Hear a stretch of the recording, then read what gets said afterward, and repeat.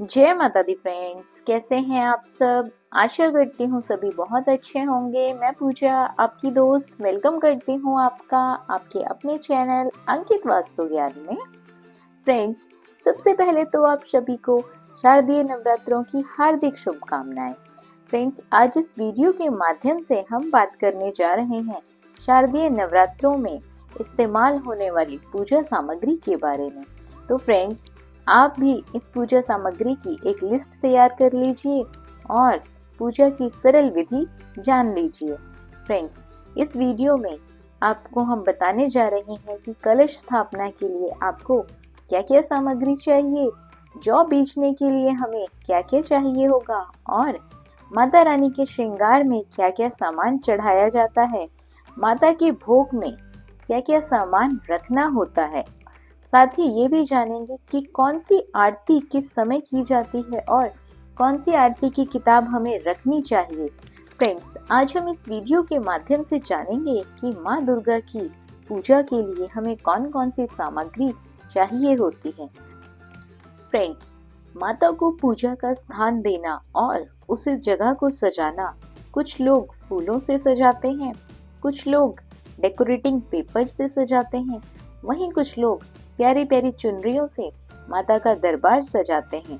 तो फ्रेंड्स, मेरे पास ये माता की चुनरी पड़ी थी, मैंने इसी से सजाया है। उसके बाद आपको माता की स्थापना के लिए एक पटड़े की जरूरत पड़ेगी।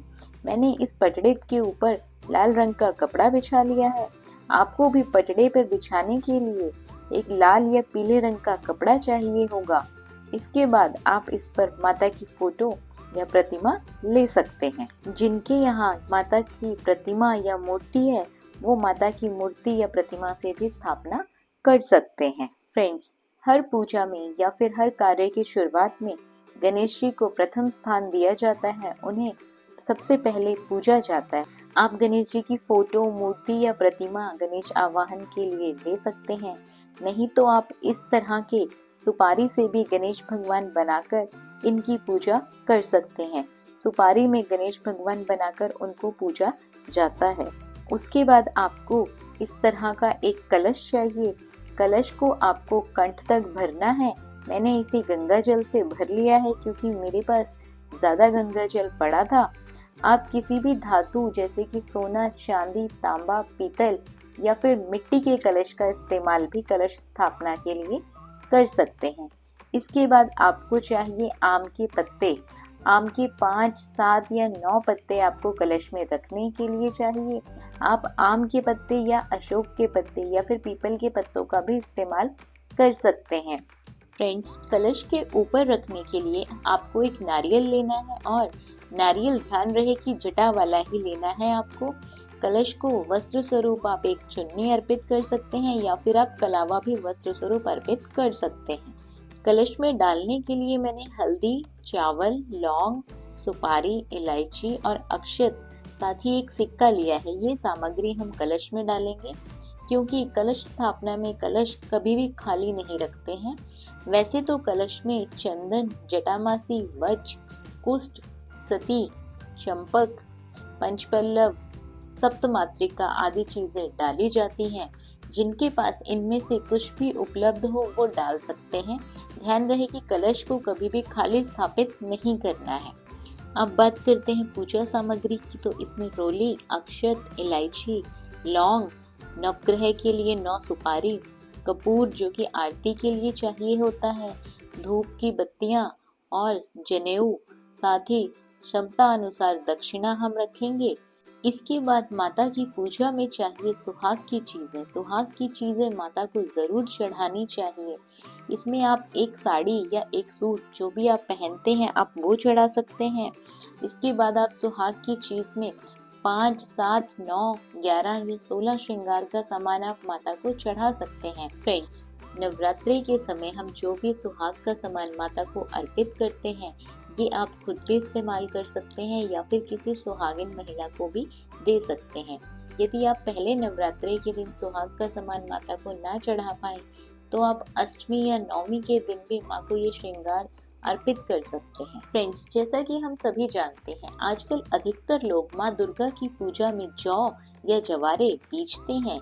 इसको बोना सुख और समृद्धि की तरफ संकेत करता है। तो ज्वारे बोने के लिए हमें सबसे पहले चाहिए एक मिट्टी का पात्र। उसके बाद मिट्टी ध्यान रहे कि आपको शुद्ध मिट्टी लेनी है और इसमें थोड़ी सी रेत मिलानी है। फिर आपको चाहिए जौ। फ्रेंड्स, ध्यान रखें कि जौ बोने से पहले इसे रात भर भिगो के रख लें और जिस पात्र में आप जौ को धो रहे हैं उसमें जो जौ ऊपर तैर रहे होंगे उसको आप हटा दीजिए। आपको नीचे बैठे हुए जौ ही बोने हैं, ऊपर तैरते हुए जौ हमें नहीं बोने हैं, क्योंकि हमारे बोए हुए जौ खराब नहीं होने चाहिए। इस बात का आप विशेष रूप से ध्यान रखें। फ्रेंड्स, यदि आपके पास माता की प्रतिमा है तो आप उसे पंचामृत से स्नान पहले नवरात्रि के दिन जरूर कराइए, नहीं तो आप फोटो के ऊपर गंगा जल से छींटा दे सकते हैं। फ्रेंड्स, यदि आपके पास आचमनी है तो आप पूजा में आचमनी का इस्तेमाल जरूर करें, इससे आप व्रत का संकल्प ले सकते हैं। फ्रेंड्स, इसके बाद आपको चाहिए होगा कलावा। कलावा आप माता को वस्त्र रूप अर्पित कर सकते हैं, नवग्रह देवता को अर्पित कर सकते हैं। फिर चाहिए आपको शहद। शहद माता को भोग लगाने के लिए जरूरी होता है। फ्रेंड्स, यदि आप अखंड जोत जला रहे हैं तो आपको 1 से 1.25 लीटर घी या फिर तिल का तेल आप प्रयोग कर सकते हैं। फ्रेंड्स, आप कुछ इस तरह के डोने भी ले लीजिए, ये माता को भोग लगाने के लिए काम आएंगे। इसमें आप माता को भोग लगा सकते हैं। आपको लेने हैं करीबन 250 ग्राम अक्षत। अक्षत आपको अष्टदल के लिए भी चाहिए और पूजा में तिलक के लिए भी यूज होते हैं, नवग्रह देवता के लिए भी चाहिए। इसके बाद आपको लेने हैं कुछ पान के पत्ते। 5, 7 या 9 आप पान के पत्ते ले सकते हैं, इससे माता को भोग लगाया जाएगा। फ्रेंड्स, इसके बाद आप अपने पास दुर्गा सप्तशती या दुर्गा चालीसा जरूर लें। पहले दिन से ही हम लोग पाठ करते हैं तो आप भी दुर्गा सप्तशती या दुर्गा चालीसा का पाठ जरूर करें और इन किताबों को लाल कपड़े में लपेट कर रखें, ये शुभ माना जाता है। दुर्गा सप्तशती के पाठ का क्या लाभ है और ये पाठ क्यों करना चाहिए, इस पर हमने अलग से वीडियो बनाया हुआ है, लिंक आपको डिस्क्रिप्शन बॉक्स में दे दिया गया है। फ्रेंड्स, ध्यान रखिए दुर्गा सप्तशती का पाठ कभी भी अधूरा ना छोड़े, इसे पूरा पढ़ना चाहिए, ये शुभ माना जाता है। फ्रेंड्स, अब बात करते हैं माँ की ज्योत जलाने की। तो इस तरह के दिए में आप अखंड ज्योत जला सकते हैं। ध्यान रहे कि अखंड ज्योत के लिए आपको थोड़ा बड़ा दिया लेना है।